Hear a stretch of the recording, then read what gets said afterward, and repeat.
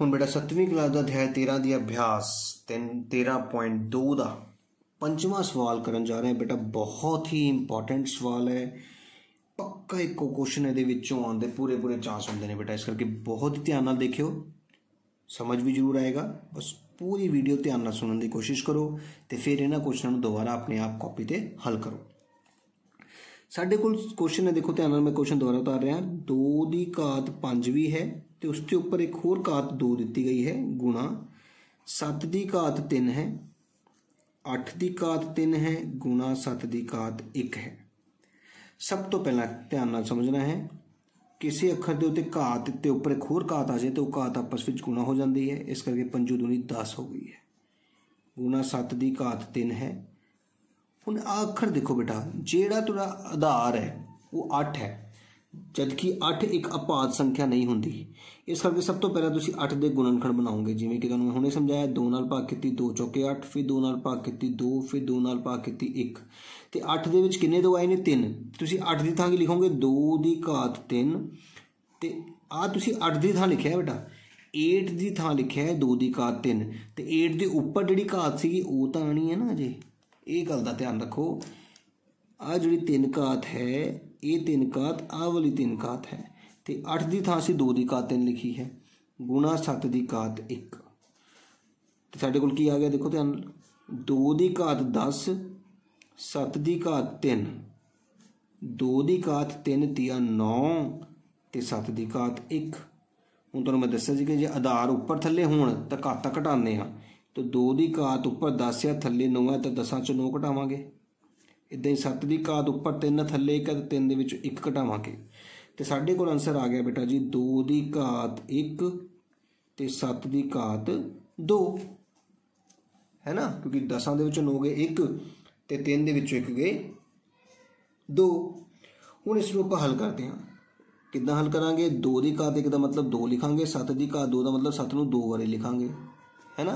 हुण 2 नूं पहला 7 नाल गुणा किया, 7 दूनी 14, 14 नूं 7 नाल गुणा किया 98 तो साढ़े कोल कितना आंसर आ गया 98। साडा इस सवाल का आंसर आ गया बेटा। बहुत ही सिंपल तरीके नाल दस्सण दी कोशिश की है कि घात के उपर घात गुणा हो जाती है। 8 जिहड़ा है तुहाडे कोल अपात संख्यावां ज़्यादा ना, 2 हुंदा है अपाज, फिर 3, 3 तो बाद 5, 5 तो बाद 7, 7 तो बाद 11, 11 तो बाद 13, फिर 17, इस तरह होंदियां अपात संख्यावां।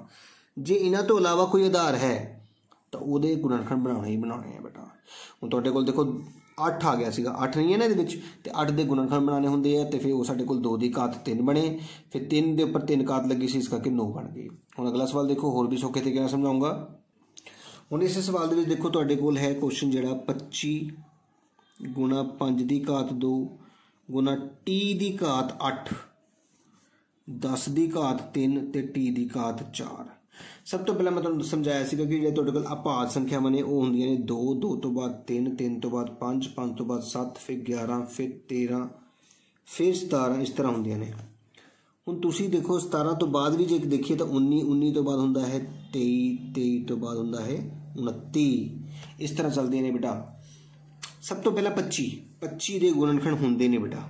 किद्दां करदे ने? 25 हुंदा है 5 50 25, ਇਹਦਾ मतलब 25 की थां 5 किन्ने आए 2, तो 25 की थां की लिखांगे 5 की घात 2 लिखांगे बेटा। देखो ध्यान नाल गुणा, ये 25 की थां लिखा गया, नाल 5 की घात 2 फिर है गुणा टी की घात 8, उपरला खाना कंप्लीट हो गया। हुण थल्ले आ जाओ 10 बेटा, 10 इस दे विच नहीं हुंदा, 10 अपात संख्या नहीं है, 10 के गुणनखंड बनाने पैणगे। 10 2 दे पढ़ते जाता है 5 ते 5 एकम 5, तो 10 की थां की है 2 गुणा 5, तो 10 की घात 3 सीगी तो 2 नूं भी घात 3 मिलेगी तो 5 नूं भी घात 3 मिलेगी, नाल टी की घात 4। हुण समझ आई बेटा कि जेकर किसी के गुणनखंड बनाइए तो वो 5 गुणा 5 सीगा, इस करके 5 की घात 2 लिख लिया, लेकिन इत्थे वखरे वखरे ने तो 2 गुणा 5, 10 नूं की लिखिआ 2 गुणा 5 की घात 3, तो ਜਦੋਂ ਆਪਾਂ 10 की घात 3 ਨੂੰ ਲਿਖਾਂਗੇ 2 गुणा 5 की घात 3 तो 2 ਨੂੰ घात ਵੱਖਰੀ 3 मिलूगी, 5 ਨੂੰ घात ਵੱਖਰੀ 3 मिलूगी, इस करके 10 की घात 3 की थां असी लिख लिया है। हुण देखो 5 की घात उपर 2 तो उपर 2 4 हो गई, 5 की घात 4, टी की घात 8, थल्ले 2 की घात 3 है, 5 की घात 3 है तो टी की घात 4 है। हुण दसो 5 की घात उपर 4 है थल्ले 3 है, तो घटा के कितनी बच गई? 1 बच गई, 4 चों 3 गए, गुणा टी की घात उपर 8 है, थले 4 है, 8 चों 4 घटाए 4 रह गई, थले 2 की घात बची 3 क्योंकि ये 5 की घात खत्म हो गई है, टी की घात भी खत्म हो गई। हुण 5 एक बारी है, टी की घात 4 है, 2 कितनी बार लिखांगे 3 बारी, 5 बटा 2 दूनी 4 दूनी 8 तो टी की घात 4 ये तुहाडा इस सवाल का आंसर होएगा। ये सारा पोर्शन तुहानूं मैं समझाने लई कीता है बेटा, ध्यान नाल समझना है। ये कॉपी ते लिखण की लोड़ नहीं है, पेपर दे विच लिख के आने की लोड़ नहीं है, बट जेकर तुहानूं लगदा है कि ये लिख के ही सानूं याद हुंदा है तो तुसीं जिस मर्जी तरीके नाल कर सकदे हो। सवाल दा हल ये है, ये तुहानूं मैं गुणनखंड बना के दिखाए ने कि 25 की थां 5 की घात 2 किद्दां है। ये 10 के गुणनखंड दे विच 2 गुना 5 की घात 3 सीगी ते उहनूं 2 की घात 3 वखरी कीती गई, 5 की घात 3 वखरी कीती गई ताकि सवाल नूं हल कर सकीए। हुण तीजा सवाल करन लगे, ध्यान नाल देखना सारिਆਂ ने।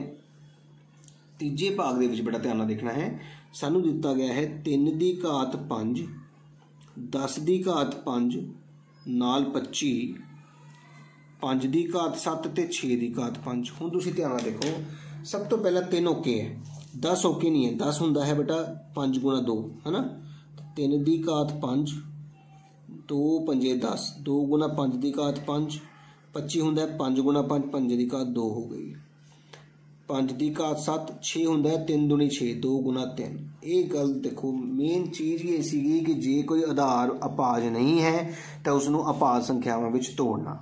हुण देखो 3 की घात 5, 2 नूं भी घात 5 मिलेगी तो 5 नूं भी घात 5 मिलेगी, तो 5 की घात 2 है ही है, 5 की घात 7, 2 की घात 5 ते 3 की घात 5 क्योंकि घात पूरे दे उत्ते सी ना।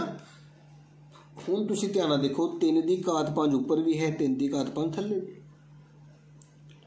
2 की घात 5 उपर भी है, 2 की घात 5 थल्ले भी है।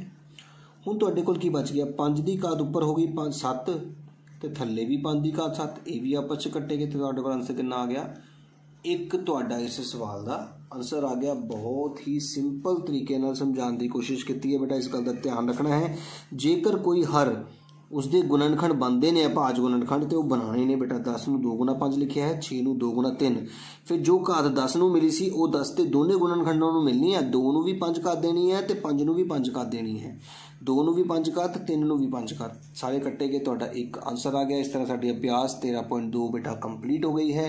उम्मीद करदा कि तुहानूं मेरा पढ़ाया समझ आ रहा है। जेकर मेरी वीडियो वधिया लगी होवे तो जरूर उसनूं लाइक करियो, जरूर कमेंट करिया करो, तो मेरे चैनल नूं सबसक्राइब करना ना भुल्लिओ।